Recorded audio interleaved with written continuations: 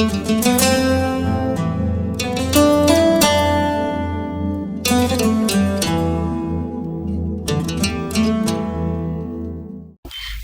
ప్రియమైన దేవుని వారలారా, మీ అందరికీ కూడా మరొకసారి నా వందనాలండి. మరి గడిచిన 2 వారాలుగా ఒక అంశాన్ని గురించి మనం నేర్చుకుంటూ ఉన్నాం. ఏంటి అంటే, యేసుక్రీస్తు వారు నిన్నటివాడా, లేకపోతే యేసుక్రీస్తు వారు 2000 సంవత్సరాల క్రితం వచ్చినవాడా, పుట్టినవాడా అని మనం నేర్చుకుంటూ ఉండి, మనం ఒక వచనాన్ని మనం ఆధారం చేసుకుని యేసుక్రీస్తు వారు వస్తారని మోషే గారు కూడా రాశారని చెప్పుకుంటూ ఉన్నాం. ఎక్కడ రాశారు మోషే గారు? మోషే గ్రంథాల్లో అంటే ఆది కాండము 1వ అధ్యాయము నుండి కూడా యేసుక్రీస్తు వారిని గురించి వ్రాయబడి ఉంది అని మనం తెలుసుకుంటున్నాం. ఎందుకంటే ఈరోజు బైబిల్ పట్టుకున్నటువంటి మనకి కూడా యేసుక్రీస్తు వారు మత్తయి సువార్త నుండి మాత్రమే కనిపిస్తున్నారు అని అనుకుంటూ ఉన్నాం. కనుక మరి ఈ వాక్కులు మనకు ఎంతో అవసరమైనవి కనుక యేసుక్రీస్తు వారు మత్తయి సువార్తలో నుండి కాదు, కానీ ఆది పుస్తకమైనటువంటి ఆది కాండము నుంచి కూడా యేసుక్రీస్తు వారు మనకు కనిపిస్తున్నారని మనం మాట్లాడుకున్నాం. అందులో మొదటి సందర్భంగా మరి దేవుడైనటువంటి యెహోవా ఆదాము హవ్వలను అపవాది అయినటువంటి ఆ సర్పమును శపించినప్పుడు యేసుక్రీస్తు వారిని గూర్చి అక్కడ జ్ఞాపకం చేశారు. ఏంటి అంటే, ఇదిగో ఒకడు భవిష్యత్ కాలంలో ఒకడు వస్తాడు, అక్కడ రాయబడినటువంటి మాట, అతను నీ తల చితక కొడతాడు అని. అంటే గత దినాల్లో మనం మాట్లాడుకున్నాం. అయితే అక్కడ ఒక మారు మనం యేసుక్రీస్తు వారిని చూస్తూ ఉన్నాం. తర్వాత అంశంలో మనం చూడగలిగితే కయీను హేబేలు విషయంలో దేవుడైనటువంటి యెహోవా హేబేలు యొక్క బలిని ఆయన అంగీకరించాడు. ఆ బలిని శ్రేష్టమైనటువంటి బలిగా కొత్త నిబంధనలో రాయబడింది. మరి హేబేలు గారు శ్రేష్టమైనది, కొవ్వినది, జ్యేష్ఠ లేకపోతే తొలిచూలు దానిని అర్పించాడు అంటే దేనికి సూచనగా ఆయన అర్పించాడంటే క్రీస్తు వారికి సూచనగా అర్పించినట్లుగా మనం చూస్తూ వచ్చాం. ప్రియమైన దేవుని వారిలాగా ఇలా ఆది కాండం 1 నుండి కూడా దేవుడు యేసుక్రీస్తు వారిని పరిచయం చేస్తూనే వచ్చాడు. అయితే మరి నిన్నటి దినమందు కూడా మనం చక్కటి మాటలు నేర్చుకున్నాము. ఏంటి అంటే, ఆఖరికి మందిరములో ఉన్నటువంటి ప్రతి వస్తువు కూడా ఎవరిని సూచిస్తుంది అంటే యేసుక్రీస్తు వారిని సూచిస్తూ ఉంది. ప్రియమైన దేవుని వారలారా, నిన్నటి దినమందు సముఖపు రొట్టెల బల్లను గురించి మనం ధ్యానించాం. అక్కడ కూడా మనం ధ్యానించింది చిన్న అంశమైనప్పటికీ కూడా అందులో ఎవరు కనిపిస్తున్నారంటే యేసుక్రీస్తు వారు కనిపిస్తున్నారు. ఆఖరికి ఆ టేబుల్ మీద, ఆ సముఖపు రొట్టెల బల్ల మీద వేసినటువంటి క్లాత్ అంటే నీలి రంగు క్లాత్, ఎర్రని క్లాత్, వీటిని గురించి కూడా మనం ధ్యానించుకున్నాం చాలా చక్కగా. అందులో మనకి ఎవరు కనిపిస్తున్నారంటే యేసుక్రీస్తు వారు కనిపిస్తున్నారు. కనుక యేసుక్రీస్తు వారు 2000 సంవత్సరాల క్రితం పుట్టినవాడైతే కాదు. ఆయన ఎప్పుడు ఉన్నాడు అంటే సృష్టి రవ్వంతయు కలగక ముందే ఆయన ఉన్నవాడు. ప్రియమైన దేవుని వాడు ఉన్నవాడే ఈ లోకంలోనికి మనిషి రూపముగా మనిషి శరీరాన్ని దాల్చి ఆయన వచ్చాడు, పుట్టాడు. ప్రియమైన దేవుని వారలారా, కనుక ఆయన నిన్నటివాడు మొన్నటివాడు అని ఎవరైనా చెప్పినప్పుడు, అడిగినప్పుడు మనం చెప్పవలసినటువంటి సమాధానం ఏమిటంటే ఆయన నిన్న మొన్న వచ్చిన వాడు కాదు, ఆయన సృష్టి ప్రారంభంలోనే ఆయన ఉన్నాడు. కనుక ప్రియమైన దేవుని వారలారా, ఈరోజు కూడా మనము ఒక అంశాన్ని గురించి మనం నేర్చుకుందాం. ప్రియమైన దేవుని వారలారా, తర్వాత ఆది కాండంలో మనము మరి హేబేలు కయీను తర్వాత మనం ముందుకు వెళ్ళగలిగితే హేబేలు యొక్క బలిని దేవుడు అంగీకరించాడు, కయీను యొక్క అర్పణను అంగీకరించలేదు. కాబట్టి కయీనికి ఏం కలిగిందంటే స్వార్థము కలిగింది, మచ్చరం కలిగింది. ఏంటి, నేను అర్పించిన దానిని, నేనిచ్చిన దాన్ని దేవుడు ఎందుకు స్వీకరించలేదు, నా సహోదరుడు ఇచ్చిన దాన్ని దేవుడు ఎందుకు తీసుకున్నాడు? స్వార్థం అండి. ఈ స్వార్థంతో ఏం చేశాడు అంటే తన తమ్ముడిని చంపేశాడు. మొట్టమొదటి మరి నరహంతకుడుగా కయ్యని చెప్పుకుంటాం, మొట్టమొదటి హతసాక్షిగా హేబేలును మనం చెప్పుకుంటూ ఉంటాం. ప్రియమైన దేవుని వారలారా, ఆ హేబేలు తర్వాత మనం చూడగలిగితే ఆది కాండము 4వ అధ్యాయము 25వ వచనాన్ని మీరు చూడగలిగితే, ఆది కాండము 4వ అధ్యాయం 25వ వచనంలో ఉన్న మాటని, ఆదాము మరలా తన భార్యను కూడినప్పుడు ఆమె కుమారుని కని కయీను చంపిన హేబేలుకు ప్రతిగా దేవుడు మాకు మరి ఒక సంతానమును నియమించరని అతనికంట షేతు అని పేరు పెట్టెను. ఇక్కడ మరొక కుమారుడు మనకు కనిపిస్తున్నాడు. ఆదాము హవ్వల్ని మనం జ్ఞాపకం ఉంచుకోవాల్సినటువంటి మాట ఏంటంటే, వాళ్ళు దేవుని ఆజ్ఞను అతిక్రమించారు. అంతటితో మనం వదిలిపెట్టేస్తే కుదరదు ప్రియమైన దేవుని వాళ్ళు. ఎందుకంటే దేవుని మాటను అతిక్రమించారు కాబట్టే తోటలో నుండి బయటికి నెట్టివేయబడ్డారు. తర్వాత వారి తప్పిదాన్ని వారు తెలుసుకునే ఉండాలి. ఎందుకు చెప్తున్నాను అంటే, మొట్టమొదటిగా కుమారుని కన్నప్పుడు హవ్వం ఏమంటుంది అంటే, నేను దేవుని దయ వలన నేను కుమారుని సంపాదించుకున్నాను, దేవుని దయ వలన. ఇప్పుడు షేతు గారు పుట్టినప్పుడు కూడా ఆమె ఏం చెప్తుంది అంటే, ఇగో హేబేలుకు బదులుగా దేవుడు నాకు మరొక బిడ్డని ఇచ్చా. అంటే దేవునికి చాలా దగ్గరగా ఉంది కదా. ఒకవేళ తప్పు చేసిన వాడు కూడా తప్పులోనే ఉండిపోతాడు అనుకోవడానికి లేదండి. ఎందుకంటే చాలా మంది మార్పు చెందుతారు. చాలా మంది అమ్మో ఈ చిన్న తప్పులోనే దేవుడు నన్ను శిక్షించాడు అంటే మరొక పెద్ద తప్పు నేను చేయకుండా దేవుడు నన్ను తప్పించాడు అని మార్పు చెందేవారు ఉన్నారండి. హవ్వమ్మ ఆదామును కూడా మనం చూడగలిగితే వాళ్ళు దేవుని భక్తిలో ముందుకు సాగుతున్నట్లుగానే మనకు కనిపిస్తుంది. అందుకనే షేతు గారి విషయంలో కూడా దేవుడు హేబేలుకు బదులు, హేబేలు దేవుడికి దగ్గరగా జీవిస్తున్నాడు అనుకుంటున్నారు ప్రభు. కయ్యను వింటలేదు మాట, కయ్యనికి స్వార్థపరుడుగా అయిపోయాడు. హేబేలు గారు మాట వింటున్నాడు, దేవునికి ప్రథమైంది ఇవ్వాలని, దేవునికి శ్రేష్టమైంది ఇవ్వాలన్నటువంటి జ్ఞానం హేబేల్లో వచ్చింది. అలాంటి హేబేల్ని కయ్యని చంపినప్పుడు మరలా షేతు గారు పుట్టినప్పుడు మరలా ఆమె అనుకుంటుంది, ఓహో హేబేలు వలె ఇతన్ని కూడా నేను భక్తిలో పెంచాలి అనుకుంటుంది. హేబేలు వలె నేను ఇతన్ని కూడా భక్తిలో పెంచాలనుకున్న ఆమె ఏమంటుంది అంటే, ఇదిగో హేబేలుకు బదులుగా దేవుడు నాకు మరి ఒక బిడ్డని, మరి ఒక సంతానాన్ని ఇచ్చాను అని చెప్పి అతనికి షేతు అని పేరు పెట్టిందంట ప్రియమైన దేవుని వర్లారా. తర్వాత మాటలో మనం చూడగలిగితే ఆ భక్తి ఎలా సాగుతుంది. ఆదాము హవ్వలకి దేవునికి ఇవ్వాలని తెలియలేదు, కానీ వారికి పుట్టినటువంటి పిల్లలకి హేబేలుకి దేవునికి ఏదో ఒకటి నేను ఇవ్వాలి, శ్రేష్టమైంది జ్యేష్టమైంది ఇవ్వాలి అన్నటువంటి ఆలోచన వచ్చింది. తర్వాత సంతానాన్ని మనం షేతు దగ్గరికి రాగలిగితే, మరియు షేతునకు కూడా కుమారుడు పుట్టెను, అతనికి ఎనోష్ అని పేరు పెట్టెను. అప్పుడు యెహోవా నామమున ప్రార్థన చేయుట ఆరంభమయ్యెను. ఇక్కడ మనం చూడగలిగితే ప్రార్థన ఎప్పుడు ప్రారంభమైంది అన్నటువంటి క్వశ్చన్ ఎవరినైనా అడగగలిగితే క్రైస్తవుల్ని ప్రతి ఒక్కరూ చెప్పే మాట ఏంటి అంటే ఎనోష గారు పుట్టినప్పుడు అంటారు. కానీ ఇక్కడ మనం వాడవలసినటువంటి పదం ఏమిటంటే షేతు గారే ప్రార్థనని ప్రారంభించారు, హేబేలు గారేమో అర్పణ ప్రారంభించారు. ఏమంటే ఎలా వచ్చింది ఈ ఐడియా? అంతవరకు అర్పణ ఎవరు ఇవ్వలేదు కదా. మరి ఎనోషు గారికి ముందు తల్లిదండ్రులు ప్రార్థన చేసినట్లుగా లేదు కదా. కానీ ఇక్కడ ఎనోషు గారు ప్రార్థన ప్రారంభించడం, ఎందుకంటే ఇక్కడ పుట్టినటువంటి ఎనోషు గారు పుట్టినప్పుడు ప్రార్థన ప్రారంభమైందని రాయబడింది కదా. మరి ఎనోషు గారు పుట్టిన వెంటనే ప్రార్థన ఎలా చేయగలడైనా? కనుక ఇక్కడ ఎనోషు గారు పుట్టినప్పుడంట షేతు గారు ప్రార్థన ప్రారంభించి ఉండాలి. అంటే భక్తిలో ఒక్కొక్క అడుగు ముందుకు వెళ్తున్నారు, ఆధ్యాత్మికంగా అభివృద్ధి పొందుతున్నారు ప్రియమైన దేవుని వల్ల. ఏది ఏమైనప్పటికీ కూడా దేనికోసం ప్రార్థన చేసి ఉండాలి అంటే అక్కడ వ్రాయబడినటువంటి మాట, యెహోవా నామమున ప్రార్థన చేశాను. యెహోవా నామమున ప్రార్థన ఏమని చేస్తున్నారు అంటే, ఆల్రెడీ మరి సాతాను శపింపబడినప్పుడు కానివ్వండి, ఆదాము శపింపబడినప్పుడు కానివ్వండి, అవ్వ శపింపబడినప్పుడు కానివ్వండి, వాళ్ళు ఇరువురు కూడా ఎక్కడున్నారు? అక్కడే ఉన్నారు. మరి ఒక ఆయన భవిష్యత్ కాలంలో వస్తాడు, సాతాను యొక్క తల చిదుగ తొక్కుతాడు అన్నటువంటి మాటల్ని హవ్వమ్మ విన్నది, ఆదాము గారు విన్నారు. కనుక తమ పిల్లలకి ఏమని చెప్పి ఉండాలి?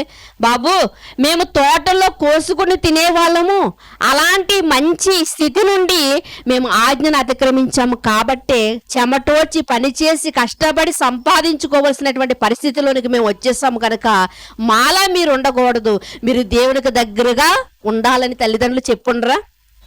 ఈరోజు ప్రతి తల్లిదండ్రులు కూడా పిల్లలు వాళ్ళకి ఉద్యోగం లేకపోయినప్పటికి కూడా పిల్లలకి మంచి చదువులు చెప్పించి మంచి ఉద్యోగంలో పెట్టాలి, మంచి పొజిషన్లో ఉంచుకోవాలని తల్లిదండ్రులు కోరుకుంటారు కదా. ఒకనాడు ఆదాము హవ్వలు కూడా అనుకునే ఉండాలి, మేము దేవుని మాటను అతిక్రమించాము కాబట్టి గెంటివేయబడ్డాం, కానీ మీరు దేవునికి దగ్గరగా ఉండాలి, దేవునికి ప్రథమ స్థానాన్ని ఇవ్వాలని తల్లిదండ్రులు చెప్పే ఉండాలి ప్రియమైన దేవుని వారలారా. అందుకునే ఒక మెట్టు ఆత్మీయంగా ముందుకు వెళ్తున్నారు. హేబేల్ అయితే అర్పణ విషయంలో ముందుకు వచ్చాడు. ఇక్కడ మరి సేతు గారిని మనం చూడగలిగితే ఇదిగో తన కుమారుడు పుట్టినప్పటి నుంచి కూడానంట, లేకపోతే అప్పటికే చేస్తున్నాడో ప్రార్థన ప్రారంభించాడంటే యెహోవా నామములో ఎవరిని గురించి ప్రార్థన చేస్తాను. నిజంగా నేను అనుకుంటూ ఉంటాను, భవిష్యత్తులో రాబోవు యేసుక్రీస్తు వారిని గురించి ప్రార్థన చేసి ఉండాలి. యేసుక్రీస్తు వారిని బట్టి యెహోవా నామములో, ఈ రోజు యేసుక్రీస్తు వారి నామములో మనం యెహోవాకు ప్రార్థన చేస్తున్నాం. కానీ ఆ రోజు అంటే మనకు ప్రత్యక్షంగా ఈ రోజు వచ్చి వెళ్ళాడు కాబట్టి మనకు కనిపిస్తుంది. కానీ ఆ రోజు ఇంకా యేసుక్రీస్తు వారు భూమి మీదకి రాలేదు. ఒక మనిషిని యొక్క అవిధేయత వలనంట భూమి మీదకి ఏమొచ్చిందంట? పాపం వచ్చిందంట. ఒకని విధేయత వల్ల ఆ పాపం పోగొట్టబడుతుంది. కనుక ఆ విధేయుడైనటువంటి యేసుక్రీస్తు వారు ఈ లోకానికి వస్తారని మొట్టమొదటి అధ్యాయంలోనే దేవుడు బయలుపరిచాడు. కాబట్టి ప్రియమైన దేవుని వారలారా, వాళ్ళు ఎదురు చూస్తూ వచ్చారు. ప్రియమైన దేవుని వారలారా, ఎదురు చూస్తూ వచ్చారు. మొట్టమొదటి కుమారుడైనటువంటి కయ్యను భక్తి జీవితంలో నుంచి తప్పిపోయినప్పటికీ కూడా ఇదిగో హేబేలు భక్తి జీవితంలో నిలబెట్టుకోవాలనుకున్నారు.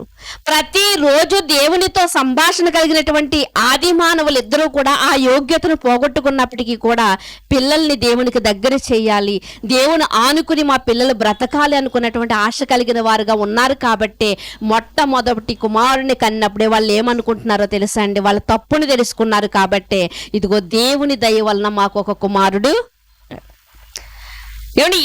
ఈవిడ మాత్రమే కాదు, తరువాత వచ్చినటువంటి భక్తులందరూ కూడా ఏమని చెప్తా ఉంటారంటే దేవుని దయ వలనే గర్భఫలం అనేది. మనం కేవలం కీర్తనల గ్రంథంలో ఉన్నటువంటి మాటను మాత్రం మనకు బాగా అలవాటండి. మనం కీర్తనల గ్రంథంలో ఉన్నటువంటి మాటను మాత్రమే మనం తీసుకుంటూ ఉంటాము.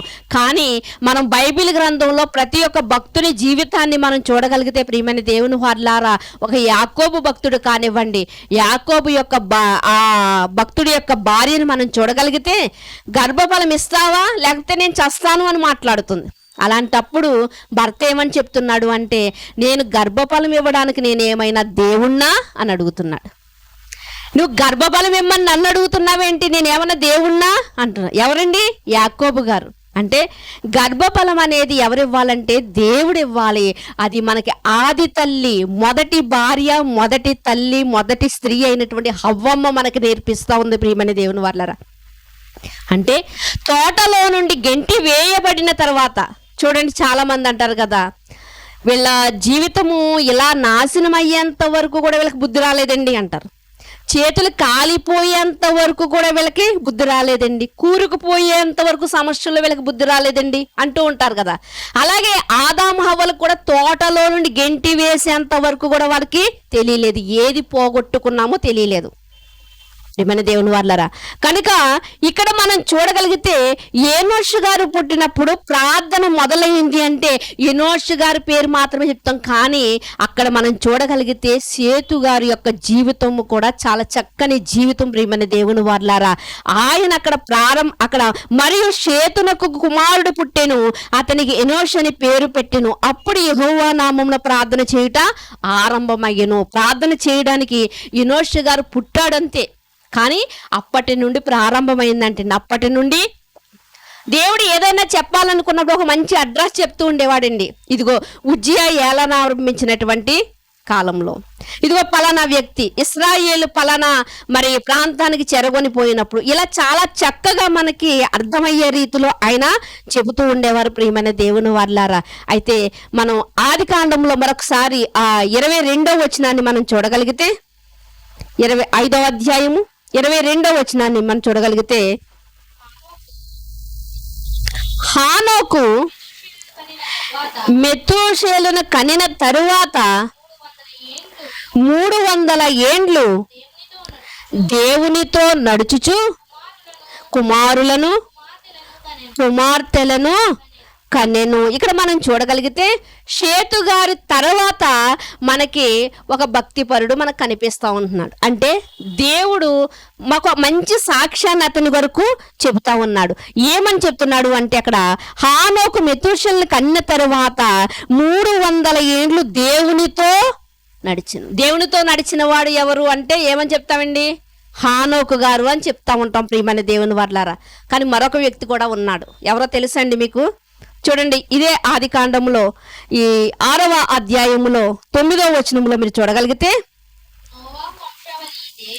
నోవాహు వంశావళి ఇదే. నోవాహు నీతిపరుడు, తన తరములో నిందారహితుడై ఉండెను. నోవాహు దేవునితో కూడా నడిచినవాడు. దేవునితో నడిచినవాడు ఎవరంటే ఒకే ఆన్సర్ పెట్టారు ఒక బుక్లో. కాబట్టి అదే ఆన్సర్ మనం అందరం చెప్తూ వస్తున్నాం. దేవునితో నడిచిన వారు ఎవరంటే అక్కడ జవాబు ఏమని ఉందండి? హానోకు అని ఉంది. కాబట్టి మనం అందరం కూడా హానోకే అని చెప్తున్నాం. కానీ మనం కూడా బైబిల్లోనికి వెళ్ళి చదవగలిగితే మనకు మరొక ఆన్సర్ కూడా కనిపిస్తుంది. ఆయన ఎవరంటే ఆయన నోవాహు గారు. ప్రియమైన దేవుని వర్లారా, దేవునికి ఇష్టడైనటువంటి వ్యక్తి ఎవరు అనగానే ఎవరు జ్ఞాపకం వస్తారు మనకి? దావీదు గారు గుర్తొస్తా ఉంటారు. ప్రియమైన దేవుని వారా, దేవునికి ఇష్టడైనటువంటి వ్యక్తి ఎవరు అంటే ఎవరు కనిపిస్తారండి మనకి? దావీదు ఒక్కరేనా? మరొకరు కూడా ఉన్నారు. ఆయన ఎవరో మనం చూడగలిగితే ఒకసారి అపోస్తల కార్యములో దావీదుని గురించి మనం చూస్తూ ఉంటాం. అపోస్తల కార్యములు 3వ అధ్యాయము 22వ వచనంలో దావీదుని గురించి రాయబడింది. అది కూడా ఒకసారి చూద్దాం, ఒకసారి చదువుకుని ముందుకు వెళ్దాం. అపోస్తల కార్యములు 3వ అధ్యాయము 22వ వచనం. మోషే ఇట్లా, నేను ప్రభువైన దేవుడు నా వంటి ఒక ప్రవక్తను మీ సహోదరుల్లో నుండి మీ కొరకు పుట్టించును. ఆయన మీతో ఏమి చెప్పినను అన్ని విషయములలో మీరు ఆయన మాట వినవలెను. ఆ ప్రవక్త చదవండి.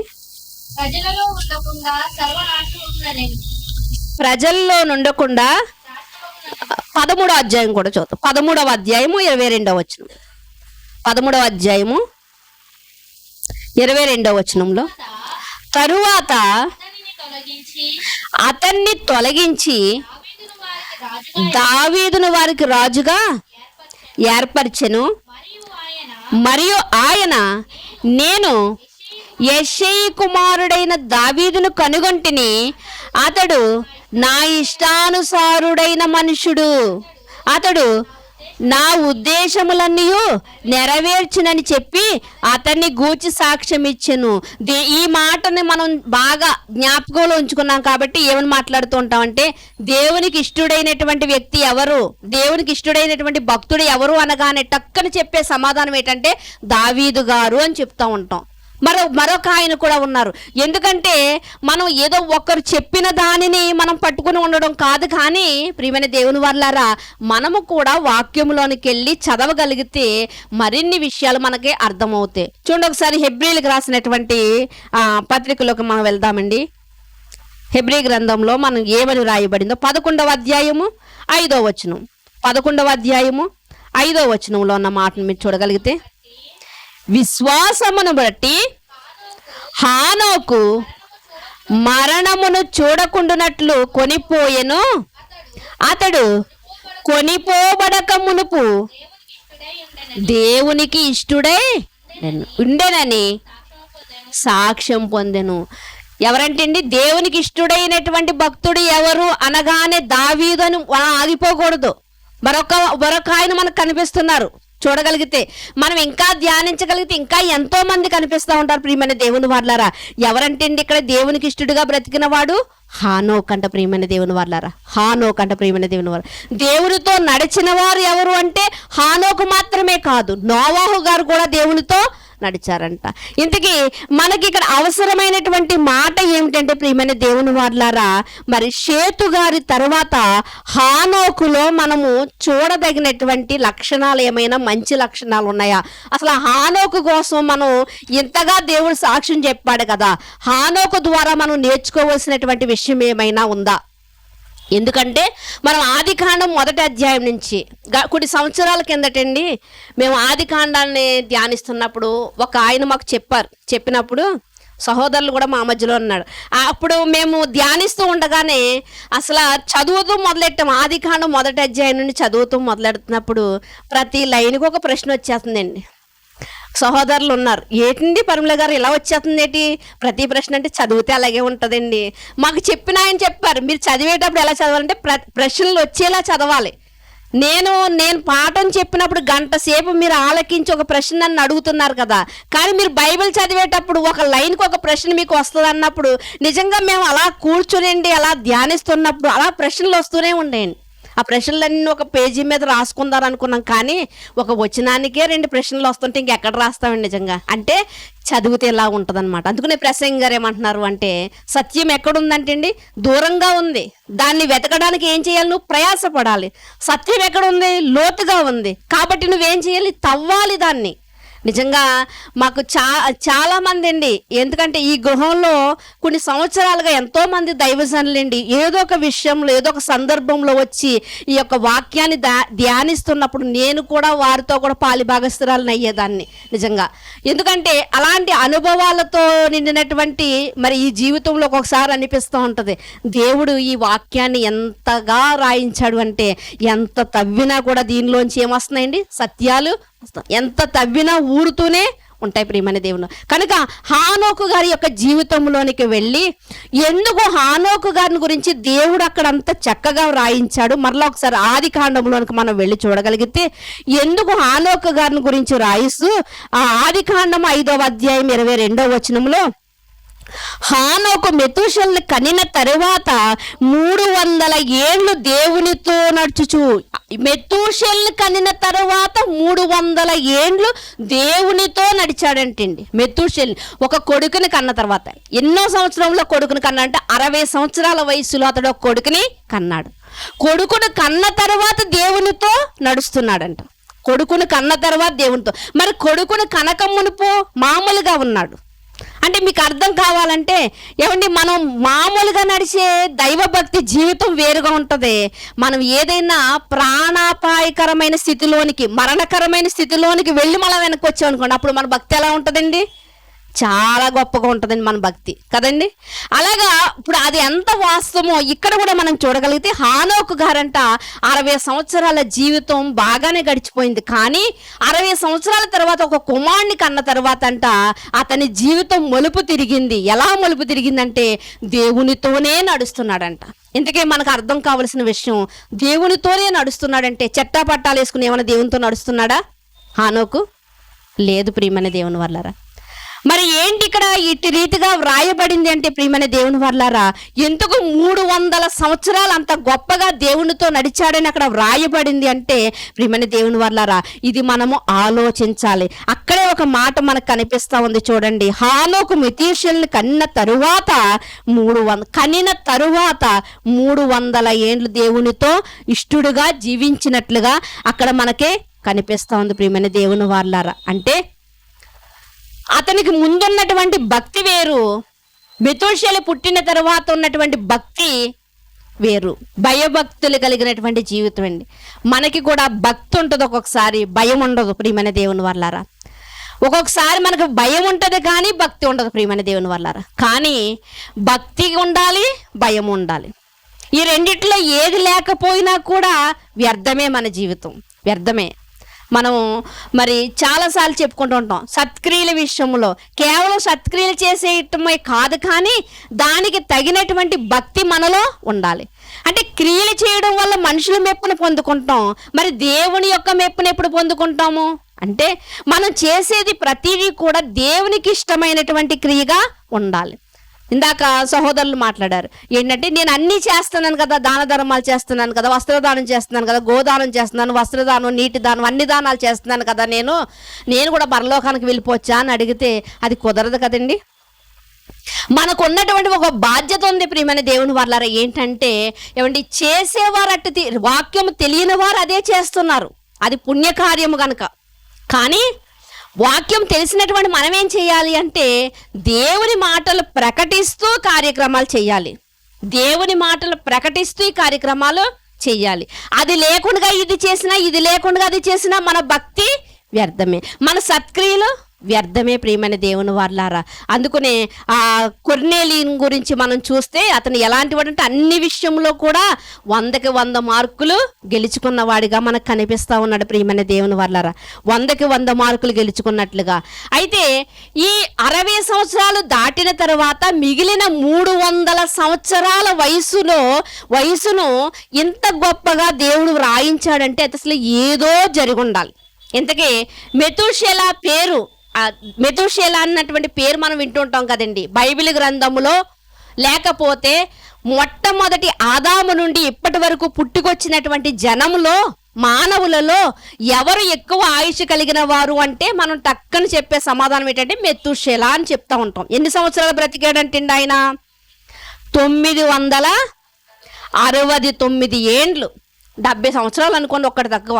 970 సంవత్సరాలు బ్రతికాడంటే అన్ని సంవత్సరాల ఆయుష్ కాలం ఇవ్వడానికి కారణం ఏంటి? ఇతడు మిగిలిన 300 సంవత్సరాలు భక్తిలో ఇంకా ఆత్మీయంగా ఎదగడం ఏంటి? వీటన్నిటికీ కారణం ఏంటని మనం ఆలోచించగలిగితే ప్రియమైన దేవుని వారలారా, మనము ఎందుకు ఇంతగా దేవుడు మాట్లాడుతున్నాడు హానోకు కోసం ఎక్కడో క్రొత్త నిబంధనలో కూడా రాయించడానికి కారణం ఏంటి? దేవునితో నడిచాడనడానికి, మరి దేవుడికి ఇష్టమైన వాడు అనడానికి కారణం ఏంటని మనం ఆలోచన చేయగలిగితే ప్రియమైన దేవుని వల్లరా, ఏదో దేవునికి హానోకుకి మధ్య ఏదో జరుగుండాలి. కానీ ప్రతిరోజు కుమారుడు స్కూల్ నుంచి రాగానే బ్యాగ్ ఆ పక్కన పాడేసి, పుస్తకాలు ఈ పక్కన పాడేసి, బూట్లు ఆ పక్కన పాడేస్తున్నాడు అనుకోండి, మామూలుగా ఉంటుంది. కానీ సడన్గా ఒక రోజు వచ్చి బ్యాగ్ చాలా ఒబ్బడిగా ఓ పక్కన పెట్టుకుని, బూట్లు ఓ పక్కన పెట్టుకుని, సాక్సులు ఓ పక్కన పెట్టుకుని, చాలా ఒబ్బడిగా కాళ్ళు చేతులు కడుక్కుని వచ్చి చాలా జాగ్రత్తగా మళ్ళీ పుస్తకాలు తీసుకుని రాసేసుకుంటున్నాడు అనుకోండి హోంవర్క్. ఎలా ఉంటుందండి ఇంట్లో వాళ్ళందరికీ? ఏదో జరిగింది, వెళ్ళిన స్కూల్లో ఏదో జరిగింది. మరి ఇప్పుడు కూడా హానోకు గారు 60 సంవత్సరాలు బాగానే ఉంది, కానీ తర్వాత నుండి మెతూషెల పుట్టిన కానించినంట 300 ఏండ్లు కూడా అతని జీవితం దేవునితోనే నడుస్తున్నాడంట. దేవునితో నడుస్తూనే పిల్లలకు అన్నాడు అని రాయబడింది ప్రియమైన దేవుని వల్ల. ఏం జరిగింది అని మనం చూడగలిగితే చూడండి, ఒక్కసారి మనం చూడగలిగితే ఆమోసు గ్రంథము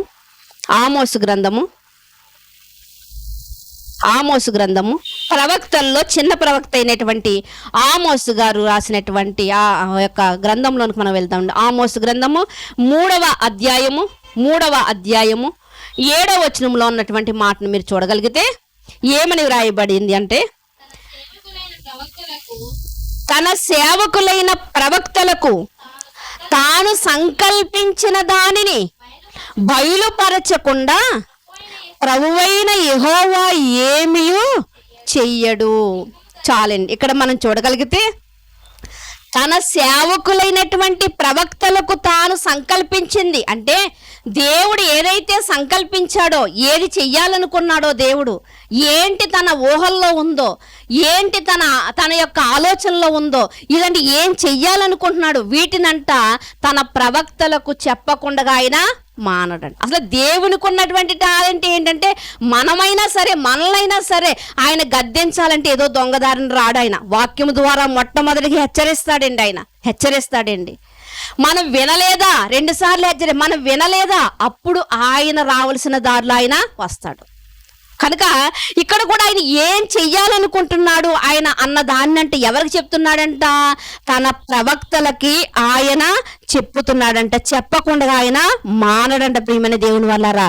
అదే రాస్తూ అక్కడ, ఆయన సంకల్పించిన దానిని బయలుపరచకుండా ప్రభువైన యెహోవా ఏమీ చేయడంట. ఈరోజు కుటుంబాన్ని చూడగలిగితే ఒక భర్త ఏం ఆలోచనలు కలిగి ఉన్నాడో భార్యకు తెలియదండి. అందుకునే 30 సంవత్సరాలైనా ఏమండి ఈయన నాకు ఇంకా అర్థం కాలేదండి అంటుంది భార్య. ఒక భార్యతో 40 సంవత్సరాలు కాపురం చేసిన భర్త అన్నాడు, ఈమె నాకు ఇంకా అర్థం కాలేదండి అంటున్నాడు.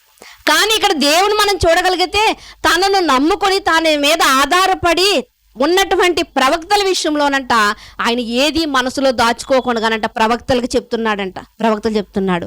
ఇంకా మనం ఆధారం చూడగలిగితే చూడండి, ఆది కాండము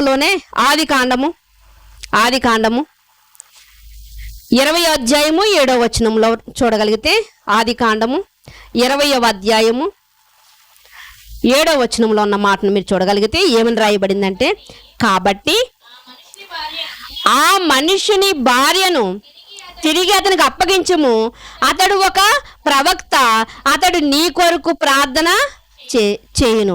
అతడు నీ కొరకు ప్రార్థన ఎవరు ఈ ప్రవక్త అంటే ఎవరండి? అబ్రహాము గారు ఒక ప్రవక్తగా మనకి కనిపిస్తా ఉన్నారు ఇక్కడ.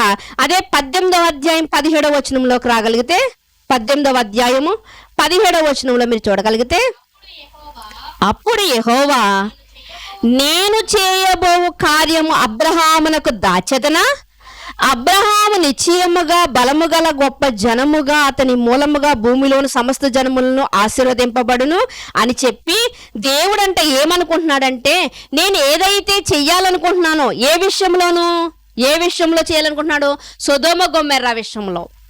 అది కూడా దేవుడు ఎవరితో చెప్పాలనుకుంటున్నాడంట?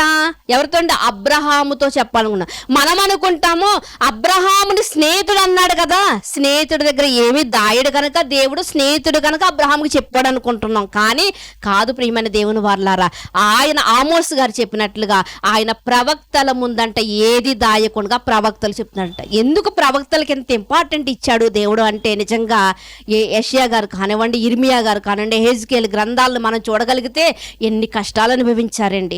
నువ్వు దిగంబరిగా తిరగాలి అని ప్రవక్తకు దేవుడు సెలవిస్తే దిగంబరిగానే తిరిగాడు. నువ్వు ఒక పక్కనే పడుకోవాలి నాయనా అని చెప్తే ప్రవక్త ఒక పక్కనే పడుకున్నాడు.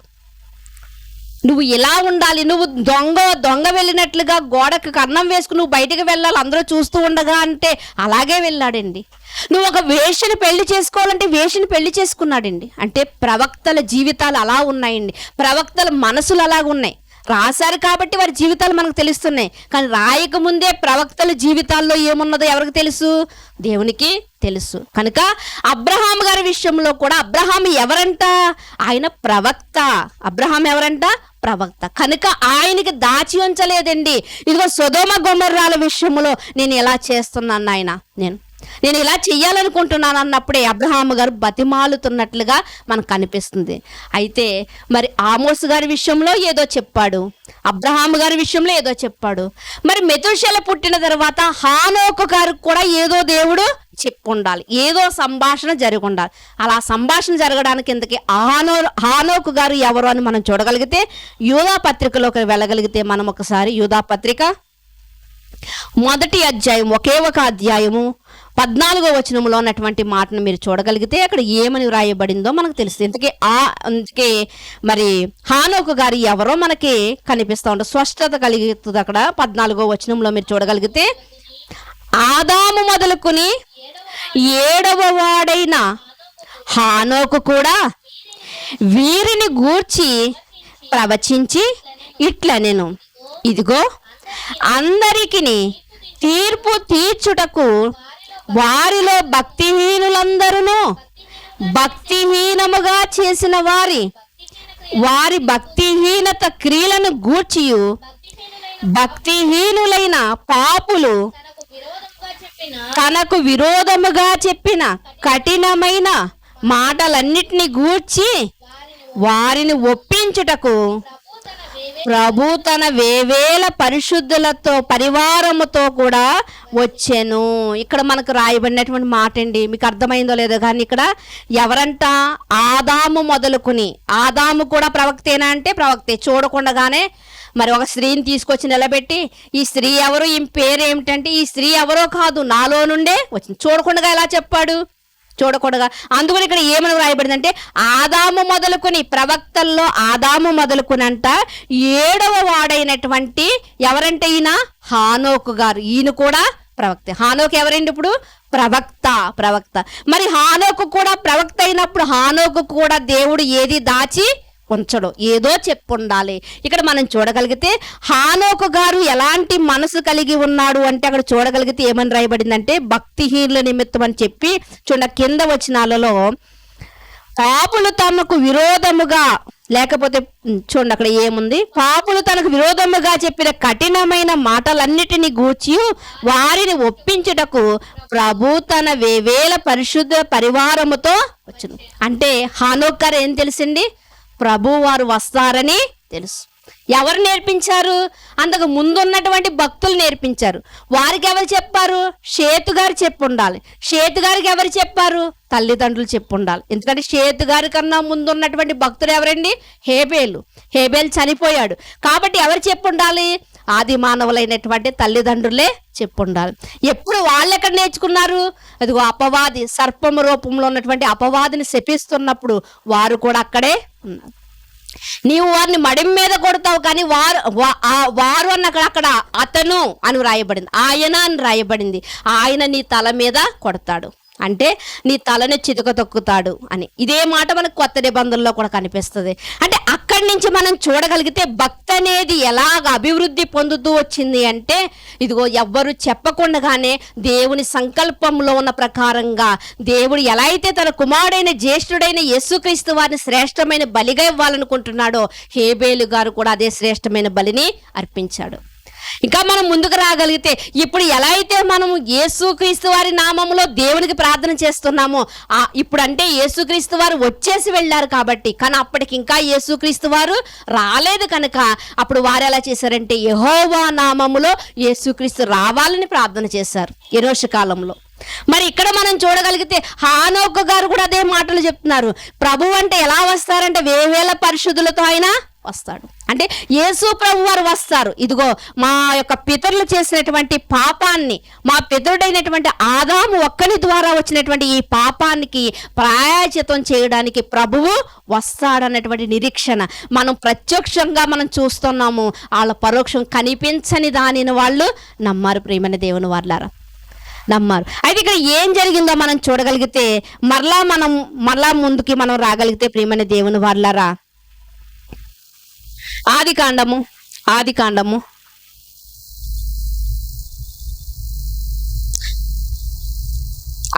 5వ అధ్యాయము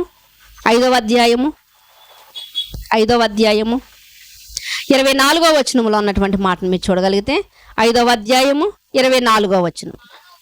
హానోకు దేవునితో నడిచిన తరువాత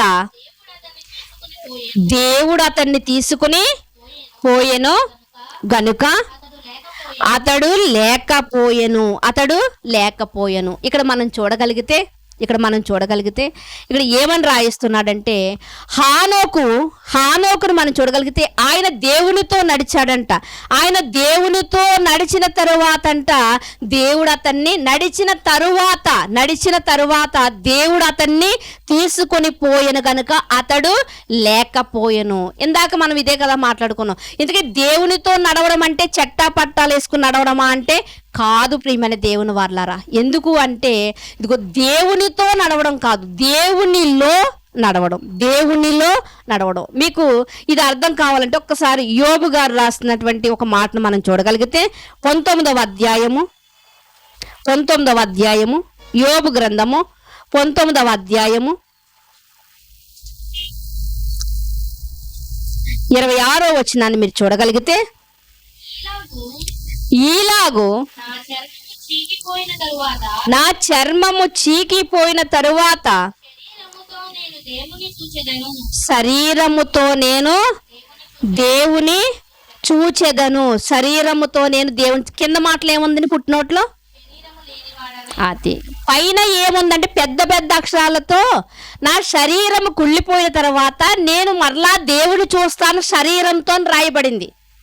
కానీ కింద ఫుట్నోట్లో మనం చూడగలిగితే శరీరం లేక అని వ్రాయబడింది. ప్రియమైన దేవుని వల్లరా, అంటే బైబిల్ గ్రంథాన్ని చదువుచున్నప్పుడు మనం అర్థం చేసుకునేటువంటి జ్ఞానం మనకు ఉండాలి. ప్రియమైన దేవుని వల్ల ఒకవేళ అర్థం కాకపోతే అపార్థం చేసుకోకూడదు, అడిగి తెలుసుకోవాలి.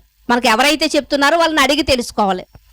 ఎందుకంటే ఈ యొక్క లేఖనాలను అపార్థం చేసుకోవడం వల్ల మనం భక్తిలో ముందుకైతే మనం సాగలేం. ప్రియమైన దేవుని వాళ్ళారా, కనుక ఇట్టి రీతిగా వ్రాయబడింది. కనుక ఇప్పుడు హేబేలు గారు మరి ఆ 300 సంవత్సరాలు ఎంత ప్రాముఖ్యంగా దేవుడు రాయించాడు అసలు. మరి క్షమించండి, హానోకు గారు ఎంత ప్రాముఖ్యంగా 300 సంవత్సరాలు 60 సంవత్సరాలు ప్రక్కన పెడితే మిగిలిన 300 సంవత్సరాల గురించి ఎంత గొప్పగా ఎందుకు రాయించాడు. మెతూషేల గారికి ఎంత ఆయుష్ కాలాన్ని దేవుడు ఎందుకు ఇచ్చాడు. అసలు మెతూషేల అంటేనే పేరుకు అర్థం మనకు కనిపిస్తూ ఉంటుంది కొన్ని పుస్తకాల్లో. ఇతని తరువాత ప్రళయం వచ్చును. మెతూషేల అంటే ఇతని తరువాత ప్రళయం వచ్చును అని అర్థం. సుగంధం అంటే ఏంటండి? సువాసన కలిగించేది అని కదండి. ఇలా కొన్ని పేర్లకు మనకు అర్థాలు తెలుసు కదా. అలాగే ఇక్కడ మెతూషేల అంటే అర్థం ఏంటి అంటే ఇతని తరువాత ప్రళయం వచ్చును. ఇంతకీ ప్రవక్తలకి ఏది దాచకుండా చెప్పే దేవుడు ఈ హానోకు గారికి ఏం చెప్పాడు అంటే భవిష్యత్తు కాలములో వారు చేసినటువంటి మరి పేతురు గారు రాసినటువంటి పత్రికలో ఒక్కసారి మనం వెళ్ళి చూద్దామండి. పేతురు గారు రాసినటువంటి పత్రికలో భవిష్యత్తు కాలంలో మరి వారు చేసినటువంటి పాపాన్ని బట్టి ఏం కలుగుతుందంట? వారికి శిక్ష కలుగుతుంది. చూడ పేతురు గారు రాసినటువంటి మరి రెండవ పత్రిక 3వ అధ్యాయము 9వ వచనంలో మీరు చూడగలిగితే, కొందరు ఆలస్యమని ఎంచుకున్నట్లు ప్రభు తన వాగ్దానమును గూర్చి ఆలస్యం చేయువాడు కాదు గాని ఎవడును నశింపవలనని నిశ్చయింపక అందరూ మారు మనసు పొందవలనని కోరుచు మీ ఎడల దీర్ఘశాంతము గలవాడే ఉన్నాడు. దేవుడంట ప్రతి ఒక్కరి యొక్క దుష్టత్వాన్ని చూస్తున్నాడు. కానీ చూసి ఆయన ఏమంటున్నాడంటే ఆలస్యం చేస్తున్నాడు. ఎందుకు ఆలస్యం చేస్తున్నాడు అంటే అందరూ మారు మనసు పొందాలని. హానోకు గారి కాలానికి వచ్చేసరికి మనుషులందరూ ఎలా అయిపోయారంటే దుష్టత్వం చేత మొట్టమొదటి కుమారుడైనటువంటి కయ్యీని నరహంతకుడు అయిపోయాడంటే వాళ్ళ యొక్క హృదయాలు ఎలా ఉన్నాయో మీరు ఆలోచించండి. కయ్యీని గారు తర్వాత మనకి ఎవరు కనిపిస్తున్నారంటే ఇక్కడ హానోకు గారు కనిపిస్తున్నారు. ప్రియమైన దేవుని వల్ల వీళ్ళందరినీ వదిలిపెట్టేసి హానోకు గారిని దేవుడు ఎందుకు చెప్తున్నాడంటే భక్తిపరుడుగా కనిపించాడు. తర్వాత నోవాహు గారిని ఎందుకు చెప్తాడంటే ఆయన ఆ తరంలో భక్తిపరుడుగా కనిపించాడు. మరి మిగిలిన జనాంగం అంతా ఏమైపోయారంటే దుష్టత్వంతో నిండిపోయారు. ప్రియమైన దేవుని వాళ్ళారా, మరి వీళ్ళందరి నాశనాన్ని గురించి అంట దేవుడు హానోకు గారికి చెప్తున్నాడు. అందుకునే అప్పుడు తనకు పుట్టినటువంటి కుమారుడైనటువంటి మెతూషేలకి ఏమని పేరు పెడుతున్నాడు అంటే ఇదిగో ఇతని తరువాత ఏమొస్తుందంట? ప్రళయం వస్తుందంట. ఇతని తరువాత ప్రళయం వస్తుంది. ఇతని తర్వాత అంటే ఇతని తరము తర్వాత ప్రళయం వస్తుంది అని. అందుకనే ఆయన ఆలస్యం చేస్తున్నాడంట. అందుకనే ఆయన మనసులో ఉన్నటువంటి మాటలంట తన ప్రవక్తలకి ఎవరికి చెప్పక మానడంట. ఆయన ప్రతి విషయాన్ని కూడా తన ప్రవక్తలకి చెప్పే దేవుడు కనుక హానోకు గారు కూడా దేవుడు ఇదే చెప్పుండాలి. మరి 300 సంవత్సరాలు దేవునిలో నడవడం అంటే ఏంటి అని మనం ఆలోచిస్తే ప్రియమైన దేవుని వాళ్ళారా 300 సంవత్సరాలు కూడా ఆయన ప్రతి ఒక్కరికి బోధ చేసే ఉండాలి. ఏమండి, ఆయన బోధ చేశాడని పక్క అధ్యాయంలో నోవాహు గారు బోధ చేశారని చెప్పుకుంటున్నాం కదా, అది కరెక్ట్ అయినప్పుడు ఇది ఎందుకు కరెక్ట్ కాదు? నోవాహు గారంట 100 సంవత్సరాలు ఓడ కట్టాడంట. 100 సంవత్సరాలు ఓడను కడుతూ ఏం చేశాడంట? ఆయన సువార్త ప్రకటించాడంట. అమ్మా, మీరందరూ ఈ ఓడలోనికి వస్తేనే రక్షింపబడతారు. మీరందరూ కూడా దేవుని తెలుసుకోండి, దేవుని ఆజ్ఞల ప్రకారం మీరు జీవించండి అని ఇవన్నీ సువార్త ప్రకటించాడు. ఆయన ప్రకటించాడు కాబట్టి 100 సంవత్సరాలు అంట ఓడ కట్టడానికి సమయం పట్టిందంట. అక్కడ 100 సంవత్సరాలు పడితే ఇక్కడంట 300 సంవత్సరాలంట. ఎవరు ప్రకటించారంట? హానోకు గారంట. దేవుడు ఆలస్యమని ఎంచకుండా అంట ఆయన ఏం చేస్తున్నాడంట? అందరూ మారు మనసు పొందాలి, అందరూ నశించకూడదని ఇచ్చ కలిగిన వాడుగా, ప్రీతి కలిగిన వాడుగా దేవుడు ఏం చేస్తున్నాడంట? అందరూ మారు మనసు పొందాలని మరి ఏం చేస్తున్నాడు? ఇతని తరువాత ప్రళయం వచ్చింది. ఎవరి తర్వాత? మెతూషేల తర్వాత ప్రళయం వచ్చింది. కాబట్టి దేవుడు ఎంత దీర్ఘశాంతము కలిగిన వాడు అంటే మెతూషేలకి ఆయుష్ కాలాన్ని ఎంత ఇచ్చాడండి? 970 సంవత్సరాల ఆయుష్ కాలాన్ని ఇచ్చాడండి. ప్రియమైన దేవుని వారలారా, ఎందుకు ఇంత ఆలస్యం చేశాడు? అందరికీ ఇచ్చినటువంటి ఆయుష్ కాలాన్ని మెతూషేలకి ఇవ్వచ్చు కదా. ఎందుకు ఇచ్చాడు అంటే ఆయన మారతారు అన్నటువంటి ఆలోచన కలిగి దేవుడు ఉన్నాడు. ప్రియమైన దేవుని వారలారా, పిల్లలకు కూడా మనం హోంవర్క్ వచ్చినప్పుడు నీకు ఎంత టైం ఇస్తున్నాను హోంవర్క్ చేయాలంటాం.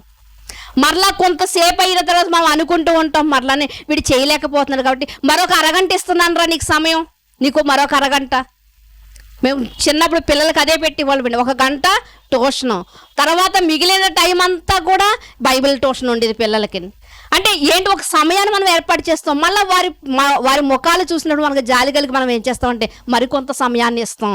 అలాగే దేవుడు కూడా ఈ మెతూషేల్ అంటే ఇతని తర్వాత ప్రళయం వచ్చును, అంటే ప్రళయం వస్తుందని, ఈ భూమి మీద ఉన్న జనాంగం అంతా నశించిపోతారని తన ప్రవక్త అయినటువంటి హానోకు గారికి దేవుడు ముందే చెప్పాడు. అందుకునే హానోకుకు పుట్టినటువంటి తన కుమారుడు మెతూషేలు పుట్టిన కానించి హానోకు భక్తి ఎలా ఉందంటే రెండెంతలుగా పెరిగిపోయిందండి. ఒక బాధ్యత కలిగిన వాడుగా అంట దేవునిలోనే నడుస్తున్నాడంట, ఒక బాధ్యత కలిగిన వాడుగా. ఎప్పుడూ చెప్తా ఉంటానండి, సంఘంలోకి వచ్చినటువంటి విశ్వాసి తీరు వేరుగా ఉంటుంది, మరి సేవకుడు తీరు వేరేగా ఉంటుంది. సేవకుడికి ఒక బాధ్యత ఉంటుందండి, కానీ విశ్వాసికి వచ్చి కూర్చుని వెళ్ళిపోతాడంతే. కానీ సేవకుడికి ఒక బాధ్యత ఉంటుంది. విశ్వాసులకి అర్థమవుతుందా లేదా, విశ్వాసులకి ఎవరికైనా బాగోకపోతే వాళ్ళు వెళ్ళాలి, ఇలాంటి ఎన్నో బాధ్యతలు ఉంటాయండి. నేను చెప్తున్నది అర్థమవుతుందా లేదా, ఇలా ఎన్నో ఉంటాయండి. ఎందుకంటే వచ్చిన వారు 10 మంది అయినా, వచ్చిన వారు 100 మంది అయినా 100 ఆలోచనలు కలిగి ఉంటారండి. ఒకే ఆలోచన కాదు కదా అందరిదని. ఇన్ని ఆలోచనలు తగినట్లుగా బోధకుడు సేవకుడు మాట్లాడాలంటే ఎంత బాధ్యత కలిగి మాట్లాడాలి. కనుక దేవుడు ఇక్కడ హానోకు గారితో మాట్లాడుతూ, ఇదిగో నీ కొడుకు తర్వాత ఏమొస్తుందంటే ప్రళయం వస్తుంది, ఆ పేరే పెట్టు. తర్వాత మరి నోవహు గారి దగ్గరికి వస్తే, ఇదిగో ఇతని తర్వాత ఏమొస్తుందంటే నెమ్మది, ఇతని ద్వారా ఏం కలుగుతుంది, నెమ్మది కలుగుతుంది. కాబట్టి ఇతనికి ఏం పేరు పెట్టాలి, హానోకు. అప్పుడు పేర్లన్నీ కూడానండి దేవుడు ఈ ప్రకృతికి తన యొక్క సంకల్పానికి తగినట్లుగానే పేర్లు పెట్టాడండి. ఈరోజు మనం అనుకుంటాము, ఇదిగో నా పితరుల పేర్లు పెట్టుకోవాలి, మా తండ్రి గారి పేరు పెట్టుకోవాలి, మా అమ్మగారి పేర్లు పెట్టుకోవాలి అనుకుంటాం. కానీ దేవుడు అలా పెట్టలేదండి. దేవుడు ఇక్కడ మెతూషేలకు పేరు పెట్టాడు అంటే ఇదిగో రాబోయేది ఏంటో తెలుసా, ప్రళయం ఇతని తర్వాత వస్తుంది. కాబట్టి ఇతనికి ఏమి ఇవ్వాలి, నేను ఇప్పుడు ఎక్కువ ఆయుష్ కాలం ఇవ్వాలి. ఎక్కువ ఆయుష్ కాలం ఇస్తే ఆ ఆయుష్ కాలం ఉన్న సంవత్సరాలన్నీ కూడా వారికి సువార్త ప్రకటింపబడుతుంది, ఎవరైనా మారుతారన్నటువంటి ఆశ ప్రేమైన దేవుని వర్లారా. యేసుక్రీస్తు వారు కూడా మన కోసం చెబుతూ చెట్ల వేర కంటే గొడ్డలి ఉంచబడి ఉందంటే, ఎప్పుడో గొడ్డలి ఎక్కడుందంటే చెట్లు వేరన ఉంచబడి ఉందంటే, నరికేయొచ్చండి. కానీ ఒక తోటమాలి వలేనంట యేసుక్రీస్తు వారంట బ్రతిమలాడుతున్నారంట, అయ్యా ఇంకా వద్దయ్యా, ఇంకా వద్దు, ఇంకా చూద్దాం, ఇంకా మారుతారు, ఇంకా 2 పడవల మీద కాలు వేసేవారు ఉన్నారు, ఇంకా భక్తిలో ఉండి రక్షణ తీసుకోలేని వారు ఉన్నారు, రక్షణలో ఉండి కూడా లోకాన్ని ప్రేమించేవారు ఉన్నారు. ఇదిగో ఎన్నో సంవత్సరాల నుంచి నీ యొక్క సన్నిధిలోకి వస్తున్నప్పటికీ కూడా నీ సేవ బాధ్యత అబ్బని వారు కూడా ఉన్నారు. వాళ్ళందరూ నేర్చుకుంటారేమో ఇంకా కొంతకాలం అని ఎవరు ఆప్ చేస్తున్నారండి, యేసుక్రీస్తు వారు ఆప్ చేస్తున్నారు ప్రియమైన దేవుని వారలారా. కనుక మెతూషేల్ అన్న పేరుకి హానోకు గారి యొక్క జీవితానికి ఉన్నటువంటి ఆ యొక్క భావాన్ని మనం చూస్తున్నాం. మెతూషేల్ గారి తర్వాత ఏమొస్తుందంటే ప్రళయం వస్తుంది, అదే పేరు కుమారుడికి పెట్టాడు దేవుడు. అందుకునే మెతూషేల్ గారికి ఎక్కువ ఆయుష్కాలం, బైబిల్లో ఎవరికి అంత ఆయుష్కాలం లేదండి. 970 సంవత్సరాల ఆయుష్ ఎవరికీ లేదండి. మొదటి మానవుడు కూడా లేదండి అంత ఆయుష్కాలం, మొదటి మానవుడు కూడా లేదు. అందుకుని ఆ రోజు అతనికి అంత ఆయుష్ కాలం ఇవ్వవలసి వచ్చింది ప్రియమైన దేవుని వారలారా.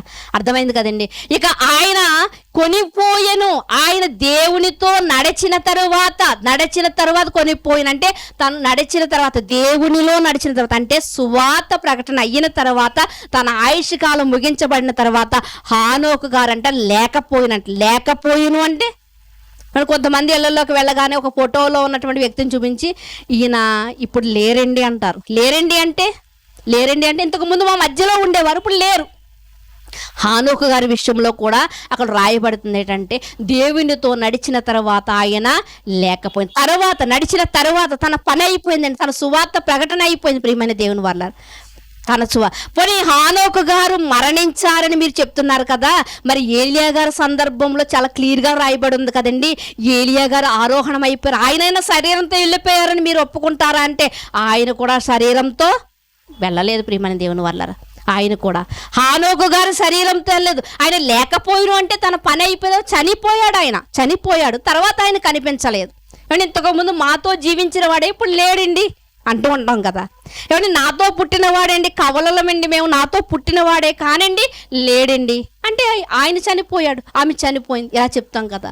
మరి ఏలియా గారి సందర్భంలో కూడా మనం చూడగలిగితే ప్రియమైన దేవుని వాళ్ళరా, ఏలియా గారి సందర్భంలో ఆయన ఆయనన్నా వెళ్ళిపోయాడు కదండి, చాలా క్లియర్గా రాయబడింది, ఆరోహణం అయ్యాడు కదండి, ఆయన పైకి ఎత్తబడ్డాడు కదండి అని మీరు అనుకుంటే, ఒకవేళ ప్రియమైన దేవుని వాళ్ళరా వాక్యంలోనూ ఒక వచనాన్ని మనం చూడగలిగితే కొరింథీయులకు రాసినటువంటి మొదటి పత్రిక 15వ అధ్యాయము 50వ వచనంలో ఉన్న మాటను మీరు చూడగలిగితే ఏమని రాయబడింది అంటే, సహోదరులారా నేను చెప్పినది ఏమనగా రక్త మాంసములు దేవుని రాజ్యమును స్వతంత్రించుకొన నేరవు.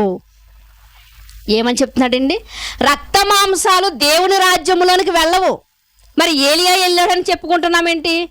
పాటల్లో పాడేసుకుంటున్నాం. హానోకు దేవునితో నడిచాడు, పరలోకానికి వెళ్ళిపోయాడు అని పాటలు పాడుకుంటున్నాం. ఏలియా ఆరోహణం అయ్యాడు, దేవుని దగ్గరికి వెళ్ళిపోయాడు, శరీరంతో వెళ్ళిపోయాడు అని అనుకుంటున్నాం కదా. మరి వాక్యం ఏమని చెప్తుంది? మనకు బోధకుడు ఏం చెప్తున్నాడో అన్నది కాదు, వాక్యం ఏమి చెప్తుందో అన్నది మనకు కావాలి. బోధకుడు మాట పట్టుకుంటే పరలోకానికి వెళ్ళం, కానీ వాక్యాన్ని పట్టుకుంటేనే లేఖనములు యందు నిత్య జీవం ఉంది. వాక్యాన్ని పట్టుకుంటేనే మనం ఎక్కడికి వెళ్తామంటే పరలోకానికి వెళ్తాం. కనుక ఇక్కడ ఏమని రాయబడుతుందంటే రక్త మాంసములు దేవుని రాజ్యంలోనికి వెళ్ళవు. అంటే శరీరం వెళ్ళదంటే దేవుని రాజ్యంలోకి. మరి ఏలియా గారు వెళ్ళిపోయారని ఎలా చెప్పుకుంటున్నామంటే ప్రియమైన దేవుని వర్లారా, మనం ఆలోచించగలిగితే ఈ దేశాలన్నిటిలో సూర్యునికి కొంచెం దగ్గరగా ఉన్న దేశాలు కొన్ని ఉంటాయండి. ఆ దేశంలో జనాంగం ఎలా ఉంటారంటే చాలా నల్లగా ఉంటారండి.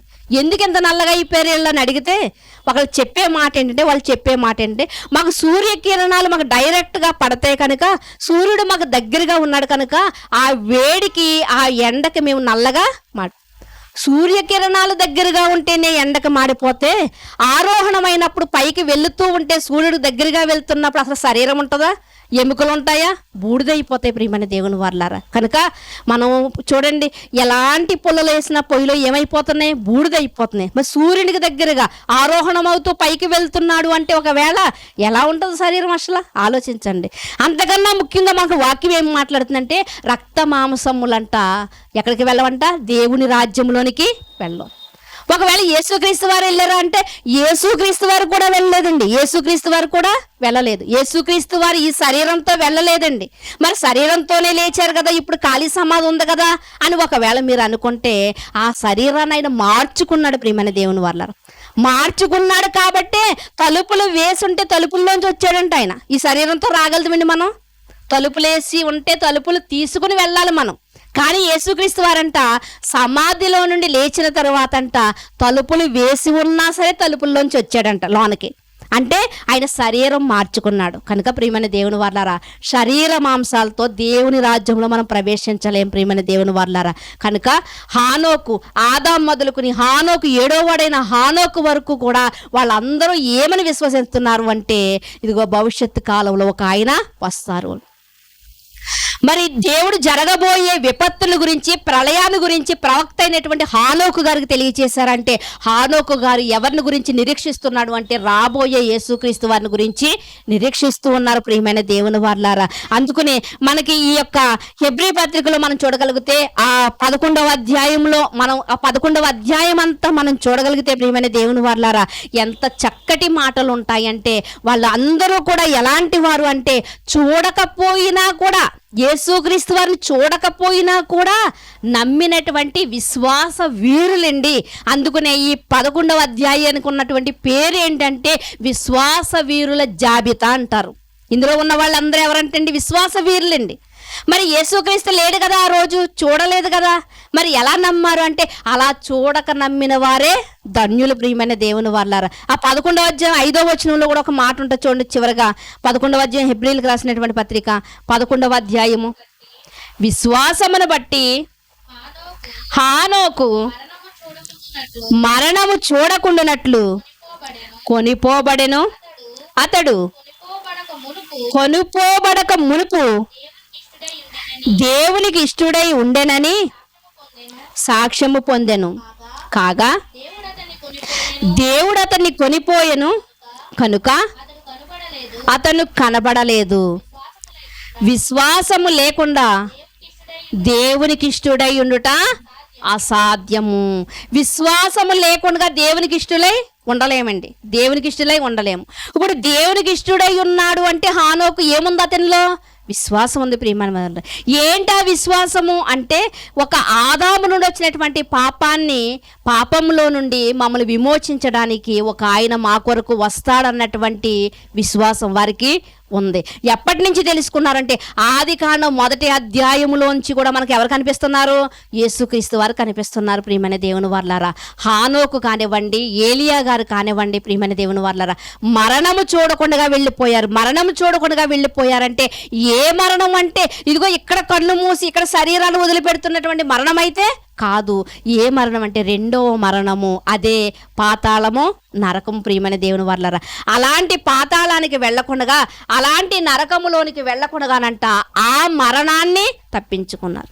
బైబిల్ గ్రంథంలో మరణం అనే పదాన్ని ఈ యొక్క రెండవ మరణాన్ని గురించి ఎక్కువ మాట్లాడుతూ ఉంటాడండి. హానోకు కానివ్వండి, ఏలియా గారు కానివ్వండి, శరీరంతో కొనిపోయారు, మరణము చూడలేదంటారు కదా. ఏ మరణం అంటే ఇప్పుడు మనం చనిపోయే మరణం అయితే కాదు. మరి ఏ మరణం అంటే రెండవ మరణము, రెండో పాతాళానికి వెళ్ళకుండా వాళ్ళు ఆ మరణాన్ని తప్పించుకున్నారు. మరి ఎక్కడికి వెళ్ళారండి అంటే పరలోకానికి వెళ్ళారని చాలా మంది చెప్తూ ఉంటారు. పరలోకానికి కూడా వెళ్ళలేదు. ఎక్కడికి వెళ్ళారంటే పరదేశుకి వెళ్ళారు. అక్కడే ఉంటుంది అంటే నెమ్మది కలిగి ఉంటుంది. గత దినాల్లో మనం చదువుకున్నాం కదా, ధనవంతుడు ఎవరండి? ఇంకొక ఆయన లాజరు, కురుపులతో నిండినటువంటి లాజరు ఎక్కడికి వెళ్ళాడంట? అబ్రహాము రొమ్మున ఆనుకొనుటకు వెళ్ళాడంట. అక్కడికి వెళ్ళి ఆయన ఏం పొందుతున్నాడు? విశ్రాంతి పొందుతున్నాడు. మరి ఆదాము మొదలుకొనుండి అప్పటి నుంచి ఇప్పటి వరకు కూడా ప్రియమైన దేవుని వారలారా, వెళ్తున్నవారు, ఆ రోజు విశ్వసించిన వారు కానివ్వండి, ఈ రోజు విశ్వసిస్తున్నారు కానివ్వండి, ఎవరైనప్పటికీ కూడా విశ్వసించిన వారు, ప్రభువులో మృతి పొందిన వారు, నిరీక్షణ కలిగిన వారు ఎక్కడికి వెళ్తున్నారు అంటే రెండవ మరణాన్ని తప్పించుకుని వాళ్ళు ఎక్కడికి వెళ్తున్నారంటే పరదైసులోనికి వెళ్తున్నారు. అంటే ఏలియా మరణించలేదు, హానోకు మరణించలేదు అని చదువుకుంటున్నాం కదా. ఈ చదవడం కాదు, ఆ అక్షరాల వెనకాల ఉన్నటువంటి భావం ఏంటో మనము అర్థం చేసుకోవాలి. ప్రియమైన దేవుని వారలారా, ఇలాంటి సందర్భాలు ఎన్నో బైబిల్ గ్రంథంలో ఉన్నాయి. ప్రతి వారం మనం వాటిని ధ్యానించుకుంటూ ఉన్నాం. కాబట్టి అర్థం కాకపోతే అపార్థం చేసుకోకుండా కానీ అడిగి తెలుసుకోవడం ప్రియమైన దేవుని వారలారా. ఎందుకంటే లేఖనములు యందే మనకేముందంట? నిత్య జీవం ఉందంట. ప్రియమైన దేవుని వారలారా, లేదండి ఎలా అయినా అడ్జస్ట్ అయిపోవచ్చిండని వాక్యం విషయంలో అడ్జస్ట్ అవ్వకండి.